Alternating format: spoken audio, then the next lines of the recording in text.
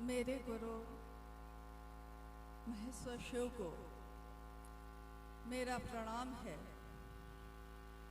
इस कालखंड के प्रथम शिव के शिष्य और हम सबों के परम आदरणीय वरेण्य गुरु भ्राता साहब श्री हरिंद्रानंद जी के चरणों में मेरा प्रणाम है। शक्ति स्वरूपा माँ नीलम आनंद जी के चरणों में मेरा प्रणाम है और चंपारण की इस धरती पर उपस्थित आप सभी गुरु भाई और गुरु बहन के चरणों में मेरा प्रणाम है। कृपया स्वीकार करें। हम सबका सौभाग्य है कि आज अपने गुरु शिव की बात के लिए यहाँ आने का सौभाग्य भी प्राप्त हुआ और सभी गुरु भाई गुरु बहनों ने अपने अथक परिश्रम से सहयोग से इस स्थल को जो निष्प्राण पड़ा था शिवमय बनाने में अपनी सहभागिता दी। इसलिए आपसे अनुरोध है कि जहाँ भी आप हैं कृपया थोड़ी देर के लिए शांत हो जाएं।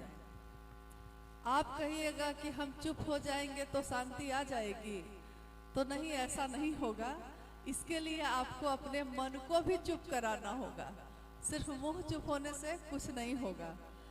तो आइए हम बात करते हैं इस स्थल पे शिव गुरु कार्य की जो गति चल रही है। चंपारण की यह धरती एक ऐतिहासिक महत्व रखती है। यानी जो समय व्यतीत हो चुका है उस व्यतीत समय में इतिहास में इस जगह को लोग बखूबी जानते हैं, हालांकि उसके कारण अलग हैं। चंपारण जो नाम पड़ा है इसका, यानी अब तो दो भाग में है, पूर्वी चंपारण पश्चिमी चंपारण, लेकिन चंपारण इसका नाम ही इसलिए पड़ा क्योंकि चंपा के फूलों से आच्छादित वन था। यहाँ जल और जंगल दोनों की प्रचुर मात्रा है, यानी संपदा भी भरपूर है। चंपा के फूलों से सजे हुए वन है, चंपारण्य, चंपा का आरण्य, चंपा का जंगल। और इसी चंपारण से भारत का भी इतिहास जुड़ा हुआ है, जिसमें राष्ट्रपिता महात्मा गांधी ने जब हमारा देश स्वतंत्रता की लड़ाई लड़ रहा था, उन्होंने यहीं से नील आंदोलन भी शुरू किया, यानी सत्याग्रह का आंदोलन। और किसान लोगों के लिए ये शुरू हुआ, लेकिन देखते ही देखते पूरे विश्व में इसके नाम की चर्चा होने लगी। इतिहास में ये सारी चीजें हुई हैं। कोई क्रांति, कोई आंदोलन जब होता है तो किसी एक विशेष काम के लिए होता है। जब वो काम समाप्त हो जाता है तो फिर वो आंदोलन भी समाप्त हो जाता है, वो क्रांति भी खत्म हो जाती है। लेकिन शिव के शिष्य साहब हरिंद्रानंद जी ने शिव के शिष्यता का भाव हमारे आपके मन में जग जाए, इसके लिए जागरण का काम किया है। और जब हर व्यक्ति जब जग जाता है, जागरण हो जाता है उसका, तो फिर वो सोता नहीं, ये समाप्त नहीं होता है। ये जागरण पीढ़ी दर पीढ़ी, इस पीढ़ी से दूसरी पीढ़ी चलती ही चली जाती है। कल को हम भी नहीं होंगे शरीर में, आप भी नहीं होंगे, लेकिन क्या शिव की शिष्यता नहीं होगी? क्या शिव के शिष्य नहीं होंगे? होंगे ही होंगे। और भी ज्यादा बेहतर कहने वाले, और भी बेहतर सुनने वाले, और भी बेहतर काम करने वाले गुरु का होंगे। लेकिन इस काल खंड में, इस समय में हमको आपको जो श्रेय मिला है अपने गुरु शिव की बात करने का, हम उसमें अपना सर्वश्रेष्ठ योगदान दें। बस इसी की कामना साहब हैदरानंद जी ने की, शिव के शिष्य ने की कि शिव जो जगत का गुरु है, पूरी दुनिया जिसको बोलती है कि जगत का गुरु है, वो हर व्यक्ति का सचमुच में गुरु बन जाए, सचमुच में गुरु हो जाए। इस काम को करने की प्रक्रिया है ये शिव की शिष्यता। जिस दिन हम लोगों ने अपने जीवन में पुकारा था और कहा था, हे शिव आप मेरे गुरु हैं, मैं आपका शिष्य हूं, मुझ शिष्य पर दया कर दीजिए। इसके लिए हमको पहले तो ये सोचना होगा कि हम बोलते तो ये हैं, लेकिन बोलते कुछ हैं, करते कुछ हैं, परिणाम कुछ और आता है। स्वाभाविक है कि जब हम बोलेंगे कुछ और, करेंगे कुछ और दिखेंगे कुछ और, तो उसका वो रिजल्ट, वो परिणाम नहीं आएगा जिसकी कल्पना, जिसका सपना साहब और दीदी ने देखा है। अभी आपने सुना कि शिव की शिष्यता में साहब और दीदी नीलमानंद जी की क्या भूमिका है। सही बात है, एक डॉक्टर की भूमिका उसके मरीज में क्या होती है? उसकी भूमिका ये होती है कि वो जब तक उसका मरीज बीमारी से मुक्त नहीं हो जाएगा, तब तक वो डॉक्टर उसकी देखभाल करता ही रहेगा, उसके बाद भी करता रहेगा कि फिर से बीमारी नहीं हो जाए। एक शिक्षक की भूमिका किसी विद्यार्थी के लिए क्या होती है? अगर वो मैट्रिक में पढ़ता है और उसका जो शिक्षक है उसकी भूमिका होती है कि मैट्रिक बढ़िया से ही पास कर जाए, और सिर्फ पास ही नहीं कर जाए, बढ़िया से बढ़िया कॉलेज मिले।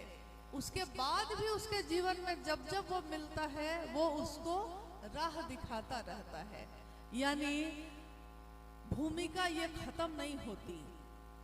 और शिव की शिष्यता में साहब हैदरानंद जी, मां नीलमानंद जी की भूमिका सभी शिव के शिष्यों के लिए ऐसी है जो जब तक उन्होंने कहा कि जब तक मैं तुम सबको, उन्होंने अपनी चर्चा में कितनी बार कहा कि मैं जो कहता हूं आप करते नहीं है तो क्या करूं? क्या मैं छोड़ दूं? क्या मैं शिव का शिष्य आपको नहीं बनाऊं? लेकिन मैं ऐसा नहीं कर सकता, क्योंकि मैंने अपने गुरु से वादा किया है, मेरे गुरु शिव का यह आदेश है कि जो तुमने किया है वो तुम दूसरों को कहना और शिव का शिष्य बनने के लिए प्रेरित करना। तो जब तक आप शिव के शिष्य हो नहीं जाइएगा, मैं आपको छोड़ूंगा नहीं।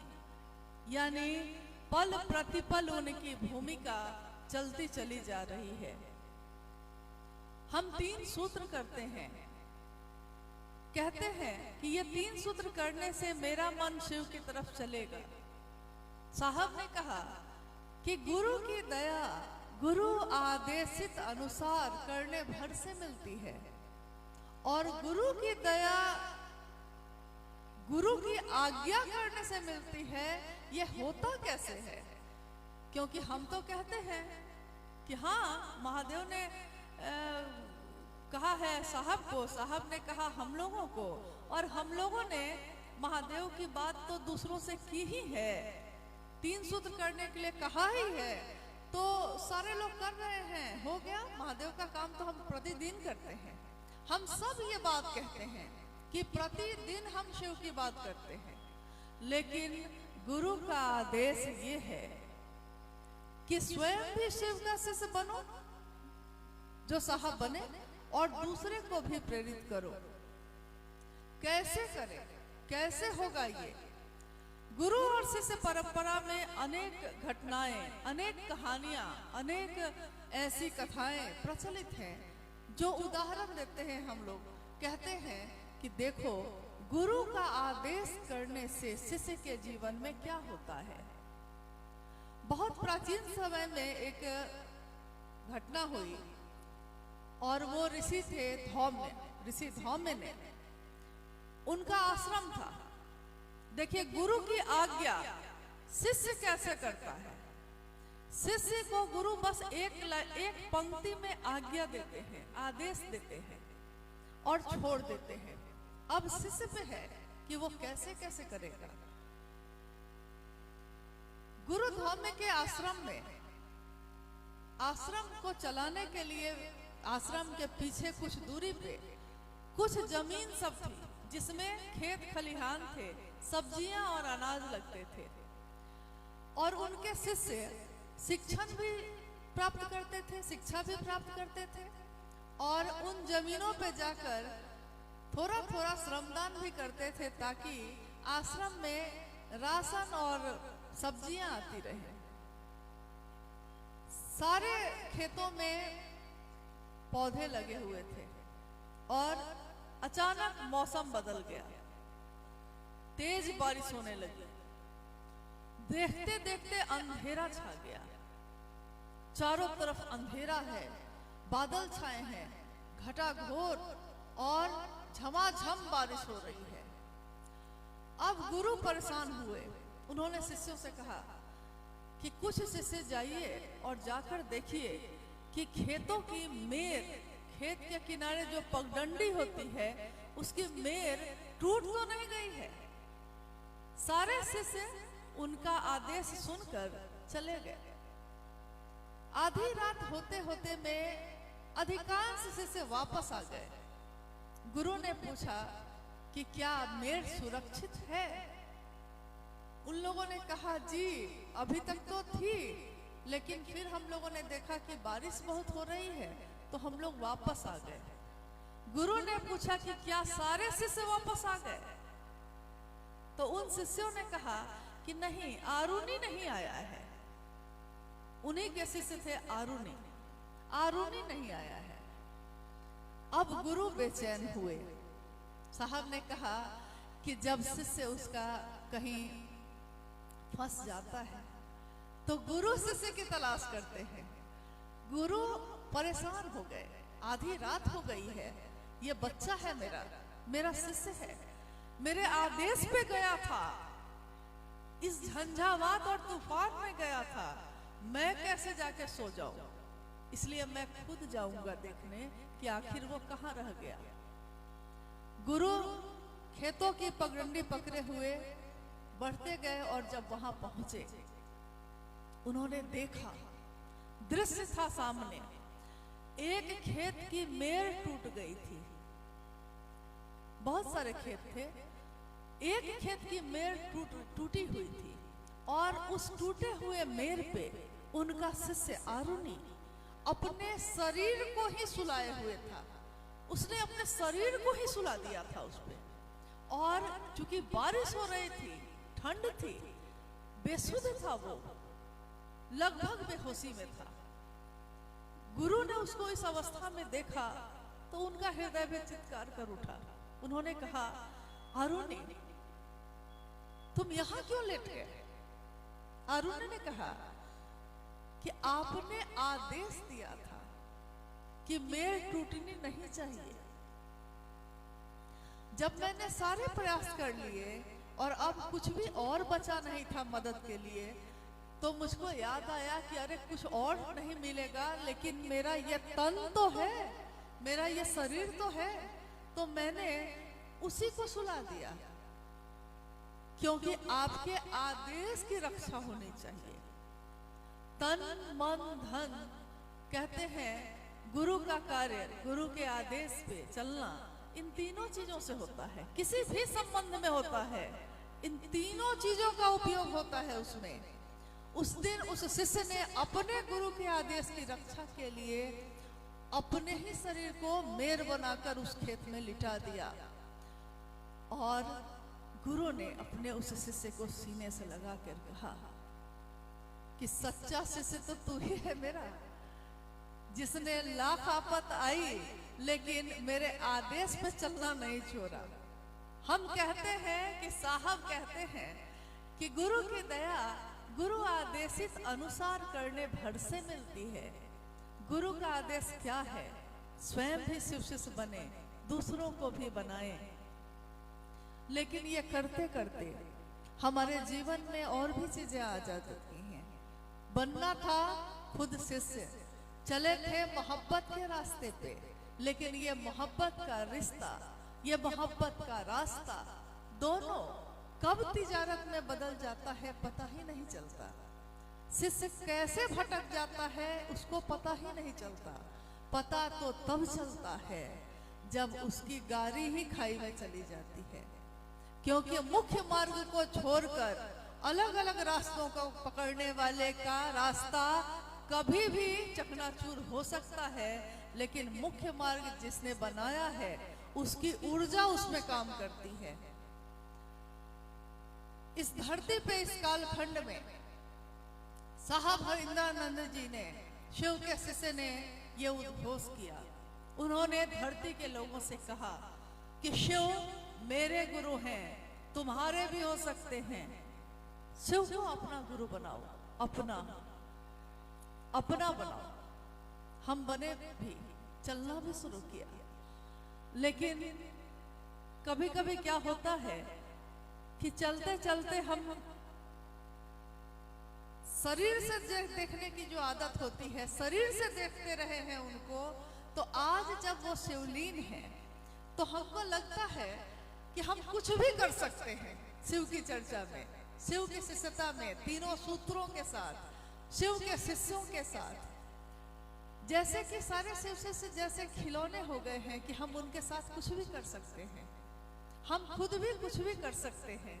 और ऐसी सोच के साथ जब विभिन्न जगहों पे, सबकी नहीं लेकिन कुछ कुछ जगह पे तो ऐसा हुआ कि लोगों को लगा कि अब साहब चले गए। एक दिन महादेव के लिए भी ऐसा ही लगता था, लेकिन महादेव की दया ने साबित किया कि मैं हूं, मैं आज भी गुरु हूं।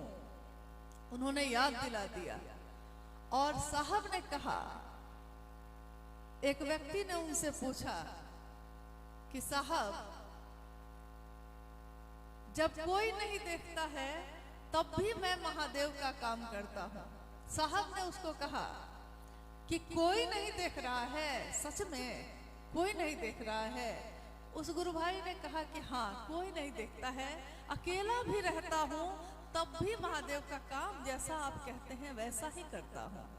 साहब ने कहा दुनिया देखे ना देखे, तुम्हारे गुरु शिव तुमको देखते हैं। शिव को भी छोड़ दो, तुम खुद को तो देखते हो ना, तुम्हारी आंखें तो देखती हैं तुमको कि तुम क्या कर रहे हो। तो ये जागरण, ये शिव शिष्यता का रास्ता, ये तीनों सूत्र, ये शिव मार्ग का राजमार्ग, ये सब जिसने बनाया है, हम कृतज्ञ हैं। हम सभी शिव के शिष्य उनके सामने जिन्होंने हम सबको इस योग्य समझा है, इस रास्ते पे चलने के योग्य समझा है। दुनिया ने ठुकराया है, उन्होंने दिल से लगाया है। और दुनिया क्या देती है हमको, वो भोला तो देता है। किसी गुरु भाई ने बड़ा सुंदर गाया है कि गुरु बस गइल बारे साहब के नजरिया में। गुरु बस गइल बारे यानी बस गए हैं उनके नजर में, साहब के नजरिया में। चर्चा करावेलन गांव सहरिया में। तू गुरु बनाला हो जिनकर दोहल, जिनका दिया हुआ, तू गुरु बनाला हो जिनकर देहल चोला बा। दुनिया का दी तोहके, देवे वाला भोला बा। भोला ही देते हैं। आइए हम लोग, अगर कुछ जिज्ञासा आई है तो उस पर भी थोड़ी देर बात कर लें, क्योंकि मौसम तो आप देख ही रहे हैं। और जब हम लोग कल आए तो पता चला कि बहुत सारी ट्रेन जो है रद्द हो गई है और आज लगन भी बहुत तेज है। एक तरफ लगन तेज है और एक तरफ शिव शिष्य का भी लगन तेज है। तो शिव शिष्यों का लगन भी बहुत तेज है। आइए हम लोग कुछ जिज्ञासा पे बात करते हैं। जिज्ञासा है कि शिव गुरु के रूप में दिखते नहीं हैं, तो गुरु दक्षिणा कैसे अर्पित करें? क्योंकि गुरु को तो गुरु दक्षिणा दिया जाता है। शिव गुरुकुल में गुरु दक्षिणा क्या है? गुरु को दक्षिणा दिया जाता है। सामान्यतः जगत में ये परंपरा बनी हुई है कि जब कोई गुरु अपने शिष्य को मंत्र देते हैं या ईश्वर के तरफ चलने का रास्ता दिखाते हैं, तो वो शिष्य जो होता है वो कृतज्ञ होकर एहसान मानते हुए अपने गुरु को दक्षिणा देता है। यानी वो दक्षिणा कभी सामान भी हो सकता है, पैसा भी हो सकता है, फल और फूल भी हो सकता है, मिठाइयाँ भी हो सकती हैं। लेकिन हमारे गुरु है शिव, और शिव शरीर में उपस्थित नहीं है। तो जो शरीर में नहीं है उनको कपड़े हमारे चाहिए नहीं, मिठाइयाँ वो खाते नहीं है, हम ही चढ़ाते हैं, हम ही खाते हैं। कपड़ा भी हम ही चढ़ाते हैं, हम ही पहनते हैं। क्योंकि कपड़ा खरीदते समय जो चढ़ाना है तो हम लोग कहते हैं दुकानदार को, एक बड़ा सुंदर वाकया है कि एक दुकान पे जब मैं कपड़े लेने गई तो उस दुकानदार ने मुझसे पूछा कि खुद पहनना है या देना है या पूजा में चढ़ाना है। तो खुद पहनना है, मैंने उससे पूछा कि इन तीनों में क्या अंतर है। उस दुकानदार ने कहा तीनों में अंतर ये है कि खुद पहनना है तो सबसे अच्छा वाला दिखाएंगे, घर परिवार में किसी को देना है तो उससे थोड़ा कम वाला दिखाएंगे, और अगर पूजा उजा में चढ़ाना है तो सबसे जो सस्ता वाला होगा वही दिखाएंगे। देखिए उल्टा हो गया उल्टा मामला हो गया है। नहीं, यही है। तो हमारे गुरु शिव जो है, अच्छा है कि वो चीजों को नहीं लेते हैं, लेकिन चीजों को लेते तो हम लोग उनके साथ भी ऐसा ही करते। लेकिन उन्होंने कहा कि मुझको तुम्हारा भाव चाहिए और कुछ भी नहीं। जिस तरह एक पत्नी अपने पति से चीजें चाहती है, महल दो महल चाहती है, गहने कपड़े भी चाहती है, लेकिन पति का भाव सबसे ज्यादा चाहिए उसको। ये चीजें नहीं मिले तो चलेगा, पति का भाव नहीं मिलेगा तो ये नहीं चलेगा। रिश्तों में हमको ये समझ है, जगत में ये समझ है, लेकिन गुरु शिष्य परंपरा में ये समझ नहीं है। साहब ने कहा कि यही समझ गुरु देते हैं कि गुरु एक दिन विचारों में आपके दिमाग में प्रवेश करते हैं, लेकिन दिमाग में रहते नहीं हैं, सीधे दिल में उतरते हैं।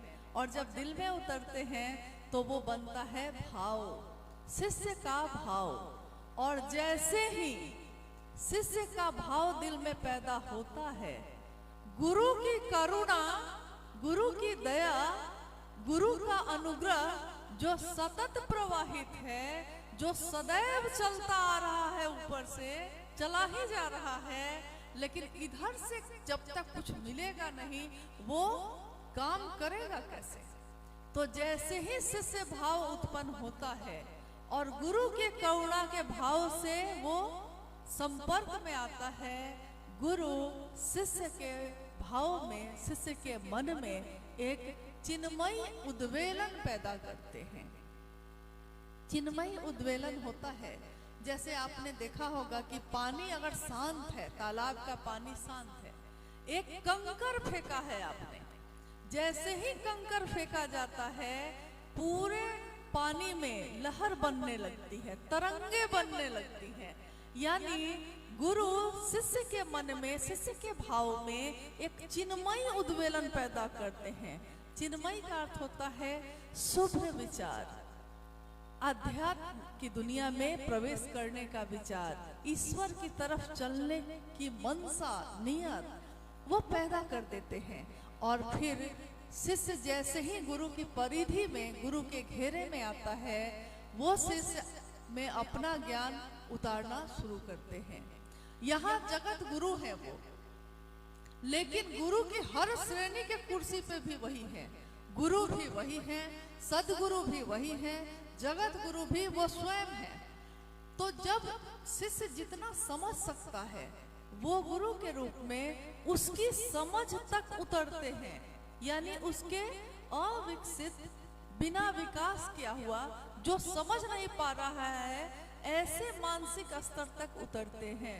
जैसा आपने देखा होगा कि मेरा बच्चा जब पढ़ने जाता है, मास्टर पीएचडी किए हुए हैं, लेकिन छोटा बच्चा जब उसके पास पढ़ने जाता है तो वो मास्टर उसको कागज पे कहते हैं कि बउआ ई लाइन खींचा खींचा तो इन्हें से ई लंबा लाइन बा, ई सूतल लाइन बा, ई लाइन सुत गई, मतलब कि सोया हुआ लाइन। और अब ए पर लिखा इधर से गोल इधर से ऐसे, तो कहते हैं कि क्या बना, क बना। देखिए वो मास्टर जो बच्चे को पढ़ा रहा है वो खुद बीए एमए पीएचडी किए हुए हैं, लेकिन बच्चे को पढ़ाने के लिए बच्चा के स्तर तक उतरता है और धीरे धीरे पहला क्लास, दूसरा क्लास, तीसरा क्लास, पांचवा, दसवां, आईए बीए सब करा देता है। लेकिन शुरू वो करता है वहां से जहां से वो बच्चा समझ सकता है। आध्यात्म की धरती पे भी गुरु स्वयं शिव होंगे, तब भी अपने शिष्य के जितना वो समझ सकता है उसके स्तर पे उतरकर और तब धीरे धीरे धीरे धीरे परिमार्जन करते हैं, धीरे धीरे ऊपर के क्लास में ले जाते हैं। अब हम लोग थोड़ा सा आत्म परीक्षण कर सकते हैं अपना, हम खुद अपनी तरफ देखकर सोच सकते हैं कि क्या हम शिव के शिष्य बने, और बने भी हैं तो कहाँ तक पहुंचे हैं। मैट्रिक पास हुए हैं कि इंटर और बीए पढ़ लिए हैं, तो ये आप खुद आकलन कर सकते हैं। साहब ने कहा कि ये आकलन करने का जो तरीका है ये किताबों में नहीं लिखा है, किसी शास्त्र में नहीं लिखा है, लेकिन साहब ने इसका तरीका बताया। उन्होंने कहा कि आपका मन महादेव के काम के लिए सोचता रहता है कि नहीं। अगर सोचता रहता है यानी कि महादेव की परिधि में है हम, उनके घेरे में है हम, तो अगर उनके घेरे में है, सजग है, शिष्य भाव दे रहे हैं, 24 घंटे में कितनी देर हमारा मन महादेव के घेरे में रहता है, इसका देख लीजिए। 2 घंटा रहता है, 5 घंटा रहता है, 10 घंटा रहता है या सदैव रहता है, तो आप खुद समझ जाएंगे कि शिष्य के भाव में आप अपने गुरु की तरफ कहां तक पहुंचे हैं। लेकिन साहब ने कहा याद रखना कि इस रास्ते पे जो चले हैं आप लोग, हर जगह मैं मील का पत्थर बनकर मिलता रहूंगा। हर 1 किलोमीटर के बाद लिखे रहेंगे वो कि यात्रा आपने इतनी तय की है और बाकी है, आगे बढ़ो। कभी कभी दौड़ होते देखी होगी आपने, जब दौड़ का आयोजन होता है सारे बच्चे दौड़ना शुरू करते हैं, रास्ते में कोई खड़ा होता है हर जगह पे बताने के लिए कि दौड़ते हुए जाना है, लेकिन इधर से जाना है, आगे बढ़ना है, और कितना बाकी है, बस थोड़ी दूर और। यानी एक मील के पत्थर की तरह हर जगह वो मिलते ही रहेंगे, और अगर वो मिलते रह गए तो उन्होंने कहा कि अगर आप यूं ही मुझसे मिलते रहे, देखिए एक दिन प्यार हो जाएगा। लेकिन साहब हरिंदरानंद जी का तत्व भी समझना बड़ा कठिन है। हर संगोष्ठी और परिचर्चाओं में उन्होंने कहा कि अगर आप जैसा मैं कहता हूं उस तरह से मुझसे मिलते रह गए तो प्यार हो जाएगा, लेकिन अगर इसके अलग तरीके से मिले तो एक दिन उन्होंने कहना शुरू किया कि देखिए अगर आप यूं ही मिलते रहे। हम लोग जो वहां बैठे थे, हम लोगों को लगा कि साहब क्या बोलेंगे, यही तो बोलेंगे इसके बाद, क्योंकि बहुत बार तो सुन चुके थे हम लोग। तो हम लोगों ने कहा कि साहब क्या बोलेंगे इसके बाद बोलेंगे कि प्यार हो जाएगा। लेकिन उस दिन उन्होंने ये बात नहीं कही, उस कार्यशाला में साहब ने कही, प्रमुख लोग थे बिहार के, और साहब ने कहा कि देखिए अगर आप यूं ही मिलते रहे तो एक दिन मार हो जाएगा। मतलब हमेशा प्यार ही नहीं मिलेगा, मार भी मिल सकती है। तो हम सब सजग रहे, अपने गुरु के काम के लिए चलते रहें। गुरु के प्रति कृतज्ञ होना ही शिव को दक्षिणा देने के बराबर है। हम एहसान माने अपने गुरु का, हम कृतज्ञ रहें। और याद रखिए, कृतज्ञ यानी एहसान फरामोश आदमी कभी भी इंसान तो नहीं ही हो सकता, शिव का शिष्य भी नहीं हो सकता। शिव का शिष्य विनीत होता है, अवनत होता है, झुका हुआ होता है और सबके किए हुए एहसान को याद रखता है। तो शिव के किए हुए एहसान यानी अपने गुरु के प्रति तो वो कृतज्ञ होगा ही होगा। और जब कृतज्ञ होगा तो वो क्या करेगा? क्योंकि तीनों सूत्र के बारे में साहब ने कहा कि तीनों सूत्र करना, गुरु को कृतज्ञता ज्ञापित करना है। यानी दया भी मांगते हैं तो गुरु के प्रति समर्पण है तभी ना मांगेंगे। गुरु की बात भी करते हैं तो गुरु के बारे में मन में चल रहा है लगातार, तभी ना गुरु से दया मांगेंगे, चर्चा करेंगे। और तीसरे में भी जो हम करते हैं कि गुरु को प्रणाम मेरा मन करेगा, तो वो भी तो तभी करेंगे ना जब गुरु याद रहेंगे हमको, जब कृतज्ञ रहेंगे, जब झुका रहेगा मेरा मन। तो तीनों सूत्र कृतज्ञता ज्ञापित करने का सबसे सुंदर तरीका है। लेकिन अगर कोई तीन सूत्र नहीं भी जानता है, वो भी उसने भी शिव को गुरु बनाया है, तो वो भी ये तीनों सूत्र ही करेगा, जिस तरह साहब ने स्वयं किया। जिस दिन साहब श्री हरिनानंद जी ने शिव को अपना गुरु बनाया था, उनके जीवन में तीन सूत्र देने वाला कोई नहीं था, उनको राह बताने वाला कोई नहीं था। लेकिन उन्होंने एक दिन समझ लिया कि गुरु की दया के बिना यहाँ कुछ भी नहीं होता। और जिस दिन आकाशवाणी हुई, आदेश आया, तो उनके मन ने यह भी समझ लिया कि गुरु के आदेश के सिवा भी यहाँ कुछ भी नहीं है, और गुरु की दया ना हो तो उनका आदेश भी नहीं होगा। और मन झुका तो शिव को प्रणाम भी हो गया। तो शिव को गुरु दक्षिणा अगर हम देना चाहते हैं, कठिन है ये देना, क्योंकि मन कभी इधर भागता है, कभी इधर भागता है। भाव कभी किसी और के लिए उमड़ता है, कभी किसी और के लिए उमड़ता है। शिव के लिए भाव उमड़ जाए, शिव के लिए मेरे मन में भाव आ जाए, ये कठिन है लेकिन असंभव नहीं है। तो उसी शिव से, अपने गुरु से दया मांगे हम लोग कि उनके लिए हमारे मन में ये भाव बना रह जाए और मेरा मन उनके लिए कृतज्ञ रहे, ताकि हम उनका काम कर सके। यही उनकी गुरु की दक्षिणा है जो हम दे सकते हैं, और कुछ भी हम नहीं दे सकते। दूसरी जिज्ञासा है, साहब श्री शिष्यानुभूति में लिखते हैं कि शिव गुरु की चर्चा शिष्य भाव जागरण की अनुपम विधा है। कृपया विस्तार से थोड़ा समझाने की कृपा करें। शिव गुरु की चर्चा शिष्य भाव जागरण की अनुपम विधा है। अभी सुबह में भी कुछ गुरु भाई गुरुबान से भेंट हुई, और कल शाम में भी। कितनी अनुभूतियां हैं हमारे जीवन में, अनंत। कोई कहता है कि हम महादेव का एहसास करते हैं, महसूस करते हैं। कोई कहता है कि मैंने साहब को देखा, उन्होंने मुझसे कहा, और उन्होंने कहा कि एकदम में सो गया क्या। एक गुरु भाई कहे कि कहा उन्होंने मेरे ध्यान में, मेरे सपने में, कि एकदम सो गया है क्या, जगेगा नहीं। देखिए ये क्या हो रहा है। यानी कि हमारा मन जहां भी थोड़ा कम होता है, शब्द की मार से वो गुरु जगाते हैं। शब्दन मार जगाए दियो रे, शब्द की मार से वो जगा देते हैं। ये हो क्या रहा है। और शिव की चर्चा गुरु भाव जागरण का, गुरु के लिए शिष्य भाव जागरण का की अद्भुत प्रक्रिया है।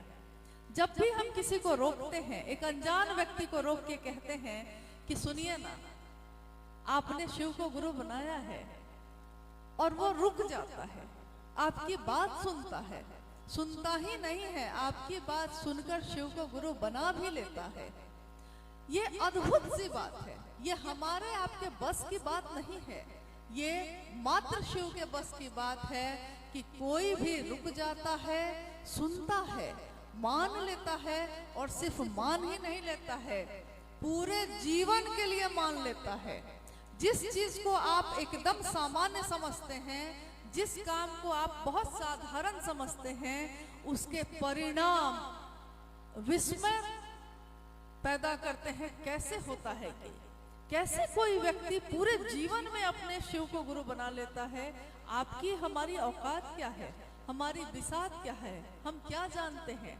तब भी और वो बनाता ही नहीं है, वो इस काम में चल पड़ता है, चला जा रहा है। यानी उसके अंदर सोए हुए शिव को किसी ने जगा दिया। शिव तो था उसके अंदर, पहले भी शिव का अंश था, लेकिन वो जान नहीं रहा था, खुद से मिला नहीं था। कभी जिज्ञासा आई थी साहब के मंच पे कि शिव को हम देख नहीं पाते, कैसे देखें? क्योंकि शिव तो साकार है नहीं, शिव निराकार है, पूरे कण कण में है, लेकिन इतने ज्यादा है कि दिखाई ही नहीं देते। साहब ने कहा था, कभी आईना नहीं देखा है क्या? आईने में भी तो वही शिव है, लेकिन हम अपनी तरफ तो देखते ही नहीं। हम दुनिया के हर व्यक्ति को देखते हैं, अपनी तरफ नहीं देखते। और शिव की चर्चा शिष्य भाव जागरण तो करता ही है, अपनी तरफ देखने की यात्रा भी शुरू करता है। ये यात्रा जिसमें हम समझते हैं कि कोई साथ नहीं जाएगा, सारा कुछ यहीं रह जाएगा, फिर जाएगा क्या मेरे साथ? इस धरती से लेकर हम जाएंगे क्या? तो वही जो हमने शिव के लिए किया है, जो अपने गुरु के लिए किया है, इसके सिवा और कुछ भी साथ नहीं जाता। एक जिज्ञासा और है, साहब दीदी की असीम दया है कि हम दूसरों को शिव गुरु की चर्चा कर समझा लेते हैं, लेकिन खुद अपने आप को नहीं समझा पा रहे हैं, क्या करें? हम शिव की चर्चा करके दूसरे को समझा देते हैं, लेकिन खुद को नहीं समझा पा रहे हैं, क्या करें? तो साहब ने कहा कि दूसरे को पहुंचाने चलोगे ना, खुद भी पहुंच जाओगे, अलग से प्रयास नहीं करना पड़ता। दूसरे को समझा रहे हैं तो खुद समझ जाइएगा। और समझाना क्या चाह रहे हैं आप, ये भी तो महत्वपूर्ण बात है कि हम समझाना क्या चाह रहे हैं। अगर शिव की बात समझाना चाह रहे हैं, हमारी ये मनसा है, तो समझा लीजिएगा, क्योंकि गुरु की दया उसमें काम करती है। न आपकी ताकत काम करती है, न मेरी, गुरु की ताकत काम करती है। किसी मंत्र में, किसी वाक्य में, किसी आदेश में जो ऊर्जा काम करती है, वो उसकी करती है जिस व्यक्ति ने ये बात कही है। और उनकी ताकत को कम समझने की भूल हम आप ना करें, क्योंकि शिव स्वयं गुरु है और शिव की शिष्यता का रास्ता दिखाने वाले वरेण्य गुरु भ्राता शिव के शिष्य साहब हरिनंदन जी स्वयं हैं। उन्होंने जो कहा है, जो बोला है, और ये भी कहा है कि मुझसे भी मिलना या ना मिलना, मुझसे विश्वास नहीं है कोई बात नहीं, लेकिन जो मैंने कहा है उस बात पे विश्वास करना। और मैंने कहा है कि मात्र एक ही मनसा लेकर दूसरों को शिव की चर्चा सुनाना, शिव की बात सुनाना, मनसा इतनी ही होनी चाहिए कि वो मेरी बात सुनकर शिव की तरफ चल पड़े। जैसे ही मेरी मनसा ये बदलती है कि वो बात तो शिव की सुने, मुखौटा लगाकर जब हम बात करते हैं, मुखौटा तो है शिष्यता का, मुखौटा तो है इसका कि हम बहुत अच्छे भाई, बहुत अच्छी बहन हैं, लेकिन अंदर कुछ और चलता है तो उसका परिणाम नहीं होगा। क्योंकि वहां जैसे ही मेरी ताकत की कोशिश हम करते हैं, वो ताकत काम करेगी ही नहीं, करेगी ही नहीं, बिल्कुल नहीं। वहां काम करती है उनकी ऊर्जा, उनका आदेश। कैसे आदेश काम करता है? हम यहाँ मैदान में अगर लिखकर टांग भी दें कि यहाँ गंदा करना मना है, कोई मेरी बात नहीं सुनेगा। आप एक समिति बनाकर लिख दीजिए, तब भी आपकी बात नहीं सुनेगा। लेकिन जिला का कलेक्टर अगर लिख के टांग दिया कि यहाँ इस मैदान में गंदा फैलाना मना है, और अगर गंदगी फैली तो जेल भी हो सकती है, आदेशानुसार जिलाधिकारी चंपारण, मोतिहारी, तो पता चलेगा कि उससे पहले लोग चारों तरफ पहले देखेंगे कि कोई हमको देख तो नहीं रहा है, कोई कैमरा तो नहीं लगा है, क्योंकि आदेश किसका है ये महत्वपूर्ण है। तो शिव का आदेश, शिव के शिष्य का आदेश सब एक ही है, दोनों अलग नहीं है। उन्होंने जो कहा है हम मात्र वही करें, और वो करने में मेरा मन भी समझता है, समझ जाएगा।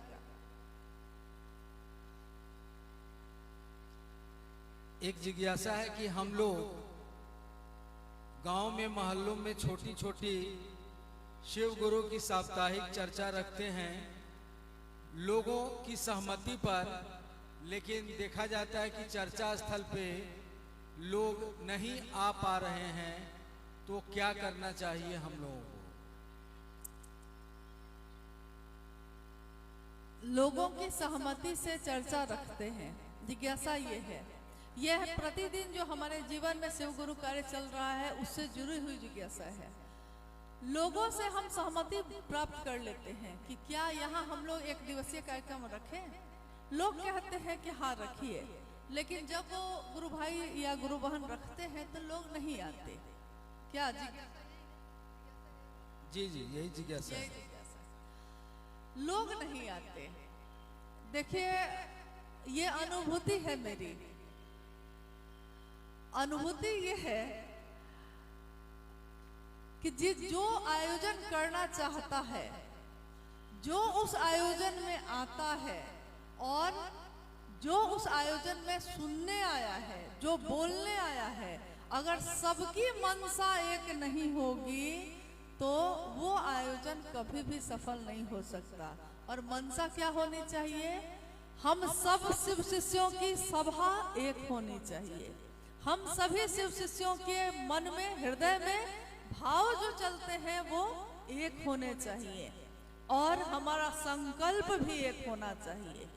मन में शिव के नाम का संकल्प लेकर, और अगर आपने उस स्थान पे बैठकर, अकेले बैठे हैं आप, जिसने कहा है आपसे कि मैं आऊंगा नहीं आया है, और अकेले एक चौकी बिछाकर, एक दरी बिछाकर भी अगर आपने अपने गुरु शिव को याद किया है, साहब और दीदी को याद किया है, और कुछ नहीं किया, बस हरा भोला हरा शिवा शुरू किया है, इतना ही भर किया है, और आप करके देखिएगा कि वैसे लोग आकर चुपचाप बैठने लगेंगे जिनको आपने बुलाया भी नहीं था। आपकी मनसा जैसे ही शिव से जुड़ती है वैसे ही लोगों पे वो परिणाम आता है। परिणाम कैसे नहीं आता है, लेकिन जैसे ही हम ये सोचेंगे कि हाँ हम कुछ हैं, लोग को कुछ सुनाएंगे, तब तो भाई नहीं होगा। कोई आपसे कम नहीं है। आपने कैसे सोच लिया कि जो साधारण वेश में रहता है, जो गांव में रहता है, जो अनपढ़ है, वो आपसे कम है और आप बहुत ज्ञानी हैं? क्योंकि ज्ञान के कांटे से अज्ञान का कांटा निकाला जाता है और दोनों फेंक दिए जाते हैं। शिव के शिष्य ऐसा ही करते हैं। जीवन में जो ज्ञान मिला है उस ज्ञान के कांटे से, साहब ने ही एक बार समझाया था, हम लोग के पास अपना है क्या?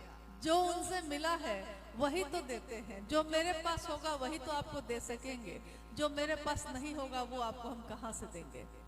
तो उन्होंने कहा कि आपने देखा होगा गांव में जब कहीं कहीं बबूल का कांटा लगा हुआ पेड़ होता है, कोई गुजर रहा है, उसके पांव में बबूल का कांटा चुभ गया तो वो रुक जाता है और उसी बबूल के पेड़ से दूसरा कांटा तोड़ता है। उसी कांटे से पहला कांटा जो पैर में लगा हुआ है उसको निकालता है, और अगर पॉकेट में रख लेगा तो अब दोनों कांटा चुभेगा, इसीलिए वहीं पे फेंक देता है। तो महादेव के काम में बुद्धि नहीं, दिल लगाइए, दिल लगाइएगा लोग आ जाएंगे, दिमाग लगाइएगा तो नहीं आएंगे। साहब ने एक बार कहा कि मुझसे मिलने भी अगर आते हो या मुझसे मिलना चाहते हो कहीं भी रह के, दिल लेकर आओगे तो मैं मिल लूंगा, और मुझसे मिलने के लिए अगर दिल लगाने की आदत रह गई, अगर मुझसे मिलने के लिए दिल लेकर आते रह गए तो ये अभ्यास महादेव के पास जाने के लिए भी बहुत कारगर है। अभ्यास हो जाएगा दिल लेकर आने की। दिल लेकर आए हैं, दिल लेकर जाएंगे। शिव को लेकर आए हैं, शिव को लेकर नहीं आए हैं तो शिव को लेकर जाएंगे। बस इतना ही करना है। और कभी भी ये मत सोचिए कि हाँ कोई साधारण है या सामान्य है। शिव की चर्चा में, शिव के गुरु कार्य में इन चीजों का कोई मोल नहीं है। जो अति सामान्य जीवन जीते हैं, सबकी बात छोड़ दीजिए, इंसान की बात छोड़ दीजिए। हमारे गुरु शिव न्यूनतम व्यवस्था में रहते हैं। तीनों लोगों का पति, त्रिभुवन का वैभव देने वाला शिव स्वयं न्यूनतम व्यवस्था में रहते हैं। चट्टानों पे बैठे हैं, बागंबर लपेटे हैं, सांप जो जहर रखता है उसको भी प्रेम से गले में लपेटे हैं, गंगा की धार को अपने जटाओं में समेटे हैं, कलंक लगे हुए चंद्रमा को भी अपने माथे पे सजा के बैठे हैं। तस्वीरों से भी तो बहुत कुछ सीखते हैं हम। सोचिए क्या है वो शिव? आवेश रहित आवेश, आवेश ही आवेश है। इस धरती से बाहर भी, इस पूरे ब्रह्मांड में भी, इस पूरी सृष्टि में भी कुछ भी अगर पैदा होता है, चलता है और टूटता है, वो मात्र उनकी इच्छा से होता है जिसके पास अक्षय स्रोत है, जो ज्ञान के निधि अगम है, जो सारी चीजें जिनसे निकलती और उन्हीं में लय होती हैं। काल भी जिनके आगे झुक के शिव शिव जपता है, और वो शिव दिखते हैं न्यूनतम व्यवस्था में। देखने वाला सोचेगा कि अरे इस बाघंबर लपेटे हुए को, इस चिता के भस्म को लपेटे हुए को क्या आता होगा। चलिए चलते हैं उस देवता के पास जो सर पे सोने का ताज हो, जिसके महल सोने से सजे हों। वहां ना कुछ मिलेगा, लेकिन जब वो वहां जाता है तो देखता है कि वो देवता भी हाथ जोड़कर बैठे हैं। वो पूछता है द्वारपाल से कि भाई उनसे मिलवा दो ताकि हमको कुछ मिल सके। द्वारपाल कहता है अभी तो वो खुद ही महादानी से मांग रहे हैं, तो जब महादानी से ही मांगना है तो स्वयं मांग लेते हैं ना। चलते हैं हम सब शिव की ओर, मांगते हैं खुद और देखते हैं वो शिव देता है कि नहीं। क्योंकि आपने क्या ऐसा चाहा है जो शिव ने नहीं दिया है। लेकिन उनका काम तो करें, उनके बात पे तो चलें, उनके लिए अपने मन में भाव तो रखें। क्या ऐसा है जो इस भूतल पे संभव नहीं है अगर शिव का शिष्य चाहे। लेकिन शिव का शिष्य जो सचमुच होगा वो क्या चाहेगा, भोग या मोक्ष? क्योंकि भोग मिल जाएगा तब भी उसको भोगने के लिए घर में रहने का समय तो है नहीं। मोक्ष मिल जाएगा तो जीवन मृत्यु से मुक्त हो जाएंगे, तो महादेव का काम तो अभी हुआ नहीं है। फिर से जीवन लेने की अगर मन में इच्छा खत्म हो गई है तो फिर तो महादेव का काम करेगा कौन? शिव के गण ही करेंगे, शिव के शिष्य ही करेंगे। तो भोग और मोक्ष दोनों मिल जाए और एक तरफ महादेव हो, आप या हम या कोई जिसने विचार में भी शिव की बात की है, वो चुनेगा क्या? क्या चुनेंगे हम? क्या अपने गुरु शिव को या उनसे दी हुई भोग और मोक्ष की कामना को? क्या चुनेंगे हम? जब राजा ही अपना हो जाए तो उसका पूरा राज्य अपना होता है। उस राजा से ही मिल लेते हैं, उस महाकाल से ही मिल लेते हैं, उस जगत पिता से, उस महामृत्युंजय से मिल लेते हैं, जगत के गुरु शिव से मिल लेते हैं, शिष्य भाव लेकर मिल लेते हैं। हम क्या हैं, कैसे हैं, ये मेरे गुरु शिव जानेंगे। लेकिन हम जो हैं, जैसे हैं, वो जो हैं, जैसे हैं, तव तत्वम न जानामि, आपके तत्व को हे महादेव हम नहीं जानते। लेकिन आपका जो भी तत्व है, आप जैसे हैं, जैसे दिखते हैं, आपके तत्व को हम प्रणाम करते हैं। और मेरा भी जो तत्व है, आपका भी जो तत्व है, जो है, जैसा है, हे शिव आप उसी को स्वीकार कर लीजिए। और वो शिव स्वीकार करते हैं। वो कहते हैं आने दो और गले से लगाते हैं।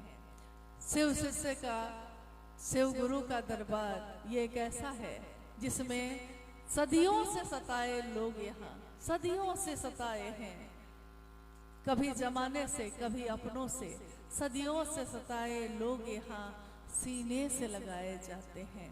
लेकिन ये वो दर है जहाँ सर भेंट चढ़ाए जाते हैं।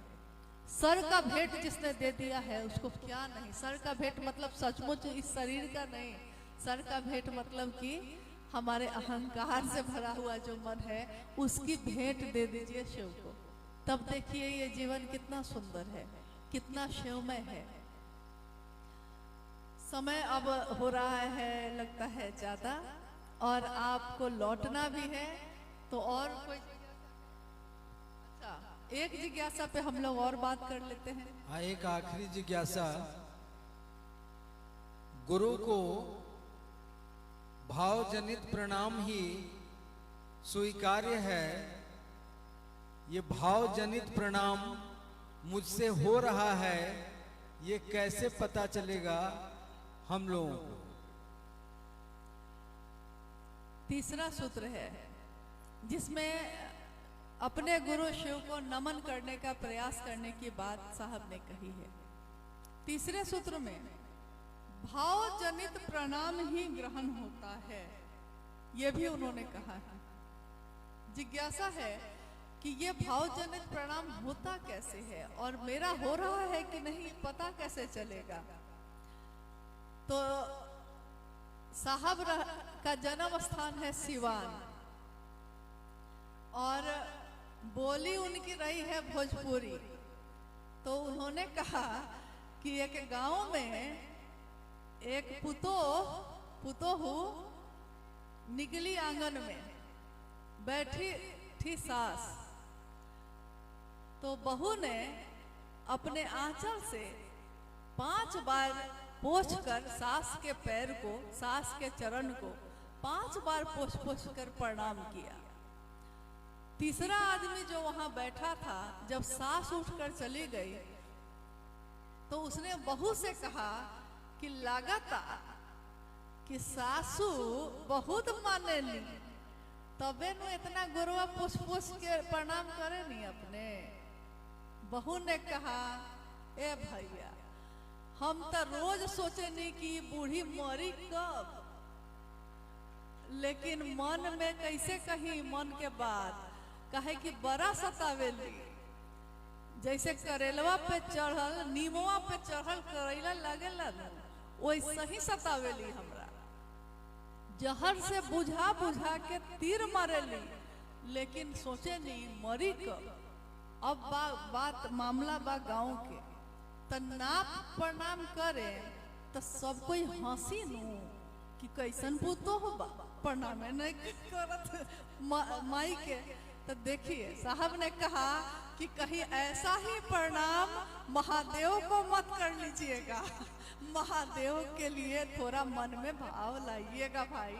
और नहीं आ पा रहा है तो इसी के लिए महादेव से दया मांगिएगा, कहिएगा हे शिव आप मेरे गुरु हैं, मैं आपका शिष्य हूँ, मुझ शिष्य पर दया करिए। शिष्य पे गुरु दया करते हैं और गुरु की दया सीधे शिव की दया शिष्य को सीधे शिव बना सकती है। कुछ भी हो सकता है, वो कोई प्रक्रिया में आने की जरूरत नहीं है, क्योंकि इसके लिए तो वो पहले से विख्यात है। एक कथा आई है कि माँ पार्वती ने कहा महादेव से कि आज आए थे ब्रह्मा जी, तो ब्रह्मा जी ने मुझको कहा कि ए गौरा, पार्वती को लोग गौरा भी कहते हैं प्रेम से, हाँ मेरी बेटी का नाम भी गौरी है खैर ए गौरा आपन जे राउर बानी नो, राउर बारी बाउर बानी। तो माँ गौरा ने, माँ पार्वती ने कहा कि क्यों ऐसा बोलते हैं, मेरे पति को ऐसा क्यों बोलते हैं कि बाउर है वो। तो ब्रह्मा जी ने कहा कि मुझको उन्होंने काम दिया है भाग्य लिखने का, किस्मत लिखने का, और जब मैं सबका लिख देता हूँ और कोई उनको पुकार के कहने लगता है कि महादेव ये चाहिए ये चाहिए ये चाहिए, तो करते क्या है वो कि वो एक दो लाइन नहीं मिटाते हैं, वो पूरा का पूरा किताबे मिटा देते हैं, पूरा किताबे गायब हो जाता है। तो उन्होंने कहा कि महादेव चाहे तो उनकी दया से क्या नहीं हो सकता है, महादेव की दया हो जाए। एक शिष्य के जीवन में इससे बड़ी कामना और कुछ भी नहीं हो सकती। और आप ये मत सोचिए कि हमको क्या आता है। आज ही सुबह में गुरु भाई गुरु बहन होंगे यहाँ, यही होंगे, एक घटना उन्होंने बताई कि एक चर्चा में ये लोग चले गए और चारों तरफ देखिए हम सबके जीवन में कैसी कैसी घटनाएं होती हैं। और उन्होंने कहा कि चारों तरफ से उस जगह पे जो वहाँ के आचार्य लोग थे बैठे हुए थे, बड़े बड़े पंडित लोग, बड़े बड़े प्रकांड विद्वान लोग। तो ये लोग तो शिव का शिष्य तो बेचारा भोला भाला सीधा साधा, आता है चाहे नहीं आता है, मिजाज महादेव का बना के हमको चले जाना है वहाँ, तो चले जाते हैं हम लोग। तो इनको लगा थोड़ी देर के लिए लगा इनको कि हमको क्या आएगा, इतना बड़ा बड़ा प्रकांड विद्वान लोग बैठा है, क्या पता हम लोग से क्या पूछ देगा, इसलिए चलो देखो गाड़ी उड़ी है क्या, चुपचाप पकड़ के हम लोग भाग चले, जो कह रहे थे। तो वो कह रहे थे कि चुपचाप गाड़ी पकड़ के भाग चलते हैं। लेकिन उसी समय लगा क्या कि जैसे उनको साहब की आवाज सुनाई दे रही है।